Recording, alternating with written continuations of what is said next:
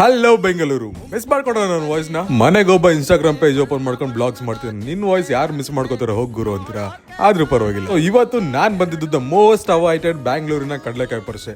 So ಪ್ರತಿ ವರ್ಷನೂ ಎರಡೆರಡು ದಿನ ನಡೀತಿದ್ದ ಕಡಲೆಕಾಯಿ ಪರಿಷೆ ಈ ಬಾರಿ 5 ದಿನ ನಡೀತಾ ಇದೆ.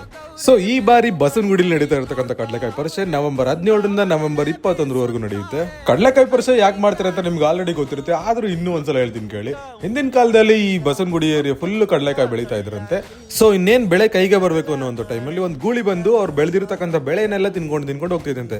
ಇದು ತುಂಬಾ ವರ್ಷಗಳು ರಿಪೀಟ್ ಆಗ್ತಾ ಇತ್ತಂತೆ. ಸೊ ಇದರಿಂದಾಗಿ ಬೇಸತ್ತ ಜನ ಬಸವಣ್ಣನಿಗೆ ಹರಕೆ ಹೊತ್ತಾರೆ.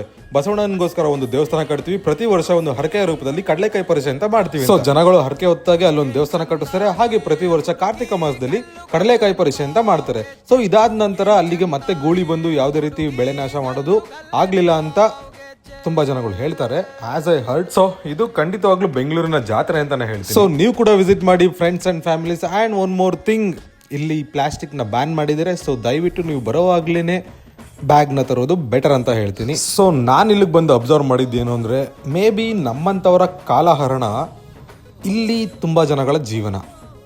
So that's it. ಸೊ ಇದೇ ರೀತಿ ಕಂಟೆಂಟ್ಗಳನ್ನ ಸ್ಟಾರ್ಟ್ ಮಾಡ್ತೀನಿ. ಮತ್ತೆ ದಯವಿಟ್ಟು ಹಾಗೆ ನಮ್ಮ ಪೇಜ್ನ ಫಾಲೋ ಮಾಡ್ಕೊಳ್ಳಿ. See you.